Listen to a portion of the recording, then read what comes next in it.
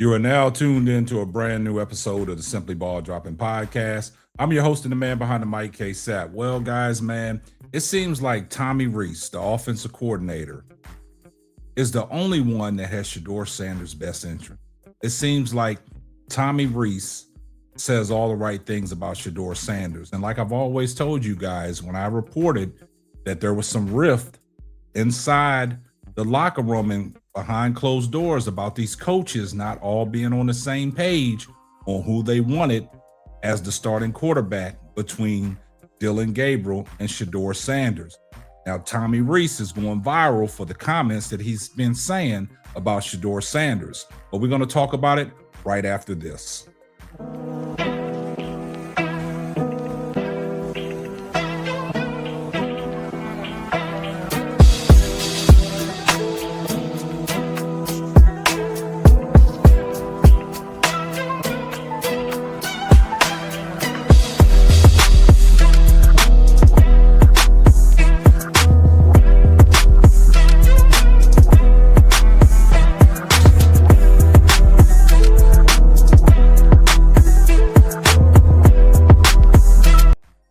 Well, guys, man, Tommy Rees, the supposedly offensive coordinator for the Cleveland Browns, is going viral for the comments that he said about Shedeur Sanders.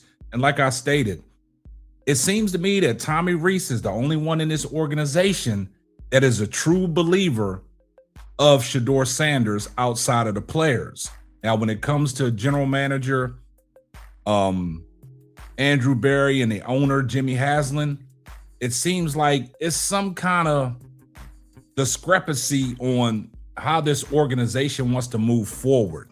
A lot of people are talking about the upcoming April draft, potentially the Cleveland Browns drafting a quarterback such as Francisco Mendoza.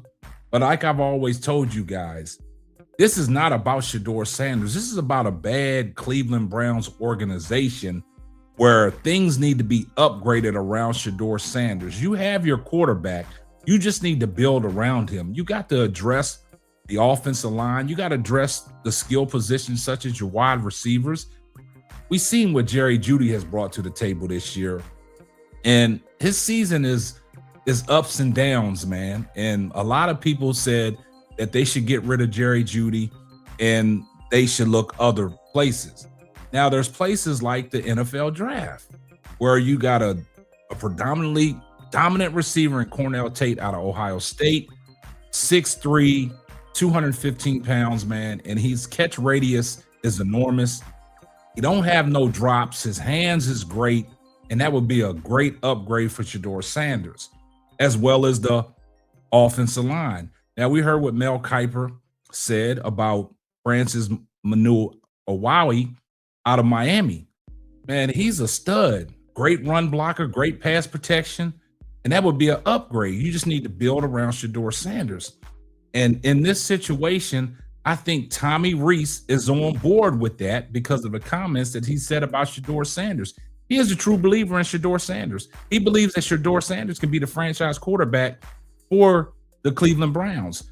Tommy Rees goes on record saying that we have to do a better job about putting Shedeur in a better position to run this offense. He's talking about his completions and everything, getting that completion percentage up, giving him ways to get completions and things like that. You know, getting a playbook that is just comfortable for Shedeur. And we already know Shedeur can make the home run plays, but it seems like every time Shedeur steps back and throws the ball, there's people in his face, but he's still getting the ball off. And Tommy Rees today spoke about things around Shedeur Sanders, which is he's going viral about. So we're going to take a listen to what Tommy Rees had to say pertaining to Shedeur Sanders and the belief that he has for Shedeur Sanders running this Cleveland Browns offense. And you have to build around him coming up in the draft. You don't need no quarterback. You need to build around Shedeur Sanders. So let's take a listen to what Tommy Rees had to say. Get it rolling there. I mean, when you kind of look back at Shedeur's performance against Chicago, what was the thing that maybe in that game, I mean, for all the bad maybe that that you saw the positive step forward out of Yeah. it? Well, I mean, there were some explosive plays there. Like I thought the third down where he hit IB down the middle of the field, the drop was really good. The timing was good. That was a look that we kind of had prepped for, knowing how they were going to play. And just felt like there was a real improvement there on seeing the coverage, recognizing the timing that it needed to come out on and making that explosive. Had a good alert there on the post to IB versus 0, stayed in the pocket, threw it on time to a spot, getting hit. Evades the rush well, is able to extend. And, there's always positives to draw on. They don't always drive home results, but there's always little things within the game that you're going to have positives on and look to continue to build upon. And then look, there's going to be ups and downs, and there's going to be things that you want to coach. That's certainly across the board for our players right now. So it's important to find those both positive reinforcement things that you're doing well, and then find the areas that we need to continue to improve on. But he's been really good this week in terms of taking all that in and being excited to go out and continue to improve and continue to build upon the things that he's doing well for us right now. Yesterday, a lot about his completion percentage. It sounds like it's a teaching point he's been given. What's the problem there? He's 20 points down from his college numbers. Yeah, I know there's going to be a drop off. Yeah. Yeah, I mean, I think it's different. There's a different level, right? And there's different types of throws you're being asked. I think for any young player, for any young quarterback, the adjustment of playing in this league of what is open versus what's not open, what does timing look like versus waiting on things, when is it time to try to extend versus taking what might be there.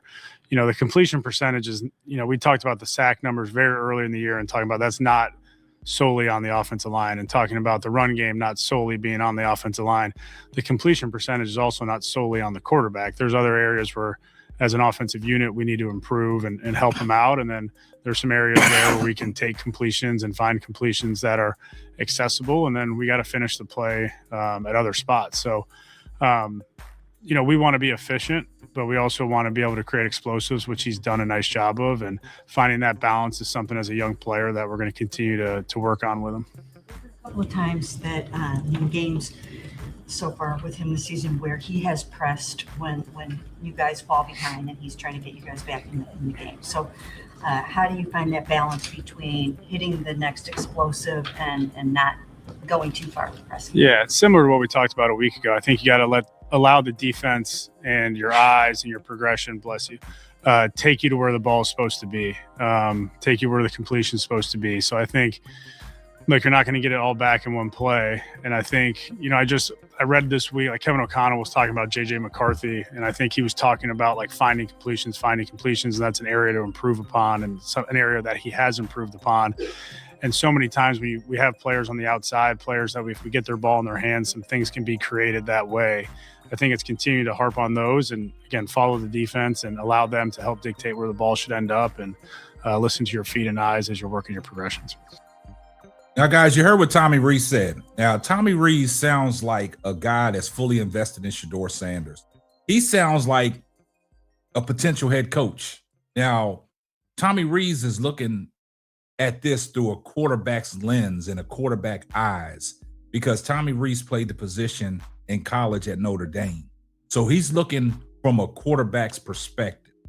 And everything that he said about Shedeur Sanders, it speaks volumes, because it sounds like he is one of the few that really believe and truly believe in Shedeur Sanders and what Shedeur Sanders can bring to this table, because he just alluded to the offensive line. He alluded to the blocking. He alluded to the completion percentage. It's not solely on the quarterback. Everybody has to be in the right position. Everybody has to know what everybody's doing offensively to make this stuff happen. And that's why Tommy Rees' names keep coming up in head coaching possibilities in the college ranks. He's tied to the Michigan job. Now, Sharon Moore is out, and now Tommy Rees' name is coming up in that. So Tommy Rees is a firm believer of Shedeur Sanders, and he has Shedeur Sanders' best interest. So, guys, man, this ain't all about Shedeur Sanders. This is all about a bad Cleveland Browns organization. And there's one true believer in Shedeur Sanders in that organization and on that coaching staff and it's Tommy Rees. And we said that before Shedeur Sanders became the starter. We thought that Tommy Rees can, relate to what Shedeur Sanders is going through and how he can help him. And, there's a narrative out there that Kevin Stefanski should get credit for, developing Shedeur Sanders. Nah, if any kind of credit for developing and helping Shedeur Sanders out, it should go to Tommy Rees. I see everybody in the comments section, #salute. And if you're not subscribed to the channel, do me a favor, hit the subscribe button, turn your post notifications on so you know every time Simply Ball drops another hot banger. Oh yeah, just in case I forgot. Tell a friend to tell a friend. It might not be for you, but it might be for them. And this is going to wrap up another episode of the Simply Ball Dropping Podcast. I'm your host and the man behind the mic, K-Sap. We're going to catch you on the next one. Deuces. Thanks for listening to the Simply Ball Dropping Podcast. Be sure to subscribe, like, and share on all major platforms. That's all, folks.